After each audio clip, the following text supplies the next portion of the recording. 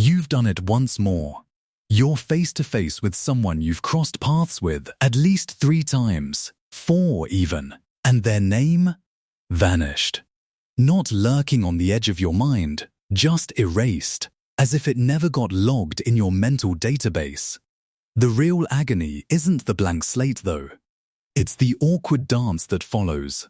The next 15 seconds of fake it till you make it acting, twisting your stance just so, praying a mutual friend drops their name, or their phone buzzes, or, hey, is that a fire alarm? We've all lived this nightmare. But those who blank on names repeatedly, turning it into a habit, aren't sloppy, inconsiderate, or dim-witted like they might secretly fear. Something precise is firing in their brains. Grasp it, and that nagging guilt, it'll lose its grip forever. Let's rewind to that first encounter.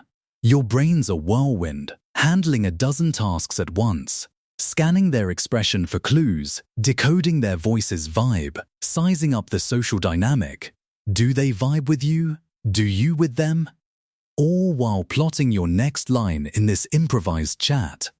Your working memory, that bustling hub in the prefrontal cortex, is maxed out, juggling 5 or 6 priorities like a circus performer on a unicycle. Right into this storm drops their name, an isolated, meaningless blip. Hey, I'm Jordan. Jordan. It lands with 0 hooks. No links to your existing knowledge, no spark of imagery, emotion, or familiarity. It's adrift in a sea of overload, and your brain, swamped, lets it sink. Psychologists nailed this ages ago.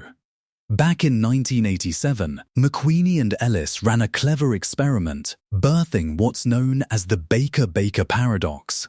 They showed folks a photo. One group learned the person was a baker by trade, another that their last name was Baker.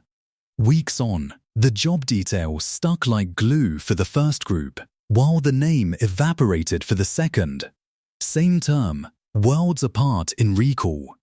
Why? Baker as a profession lights up a vivid network. Think fresh loaves, ovens glowing at dawn, the scent of yeast in the air, maybe your grandma's kitchen on weekends. As a surname, it's a lone island, no roots, no resonance. Names are like that, semantically barren. Your brain, that thrifty powerhouse, clings to meaningful cargo and ditches the fluff. It evolved to store survival smarts, not random labels. Picture your last family gathering. You recall the tangy barbecue smoke hanging in the air, Uncle Mike's booming laugh cutting through the chatter, that heartfelt toast from your cousin that hit you right in the feels. Even the way the kids chased fireflies as dusk fell. But the name on the invitation's fine print? Poof. Your brain triaged without asking. The emotional core mattered. The paperwork didn't. Names are always that footnote, the invitation. The gathering itself, that's the vivid, sticky stuff, faces, laughs, quirks. This gets personal and yeah, a tad squirmy, but hear me out. Frequent name forgetters often share a trait. During intros, they're trapped in their head. Anxious style, not cocky.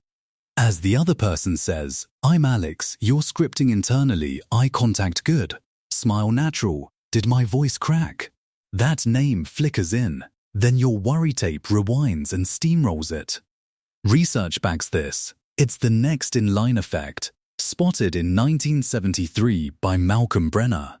In group settings, folks prepping their own spiel forgot the prior speaker's words cold, mentally leaping ahead. For socially anxious types or hyper-self-monitors, this is default mode, never fully present, always previewing the next beat. Imagine job interviews, you nail the answers later, but blank on the interviewer's name amid the nerves. Or networking events, where you're rehearsing your pitch while they chat. The name? Casualty of the mental rehearsal. Reframe time. This isn't a faulty memory, it's distraction overload. Huge difference. You're not broken, you're just wired to overthink the social script. And let's honor the flip side, because forgetting stings for them too. Hearing sorry. Remind me your name? Especially on repeat, feels like a gut punch. I wasn't memorable enough. Brains don't logic that away easily. It echoes as rejection. Truth is, they likely cherished your chat afterward. The story about your hiking mishap, your quirky take on movies, that infectious snort laugh. They were logged in for the essence, just fumbled the tag. Memory isn't a video archive, filing every detail neatly. It's a highlight reel, emotions amplified, surprises etched, patterns linked. That random sound amid stranger stress? Low priority. Buy. Expand on that. Associative thinkers, prime name forgetters, excel elsewhere. Their recall thrives on context. Ask about a wedding 3 years back. She wore that emerald dress, teared up during vows, and dropped the cake knife. Hilarious. The best man's name? Crickets. Or recall a road trip, the salty ocean breeze, your buddy's wild playlist, the flat tire panic at midnight. Their name from the gas station? Nah. This mental setup shines for narratives, empathy, deep listens that make folks feel seen. It's suboptimal for rote labels under pressure, but it's no defect. Just a brain tuned for the human symphony, not the nameplate. Of course, hacks help bridge the gap. Echo the name right away. Nice to meet you, Jordan. What brings you here? Tie it to visuals. Jordan like the basketball legend, or that river from geography class. Link to knowns. Jordan, like my old college roommate. You're hacking the system, forging those absent connections manually. Apps like name flashcard tools or post meet notes work too. Science shows repetition plus imagery boosts retention 50+.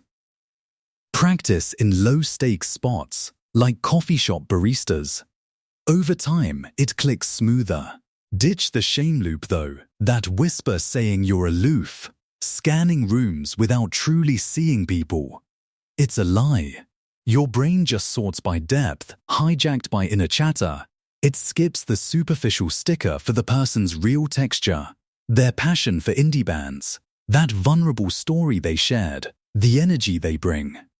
Names? Least compelling part. Assigned pre-personality. The good stuff, their vibe, their spark, that's etched deep. Ever notice how this ties into bigger memory quirks? Like why you ace trivia on historical events, King's motive, but flub birthdays. Same principle, meaning sticks. Or in relationships, you remember the fight's raw hurt, not the exact date. It's all prioritization. Lean into your strengths. Those rich, story-driven recalls make you the friend who gets people. The colleague who recalls that key project insight from ages ago. Names are trainable. Your intuitive grasp of humans? That's gold.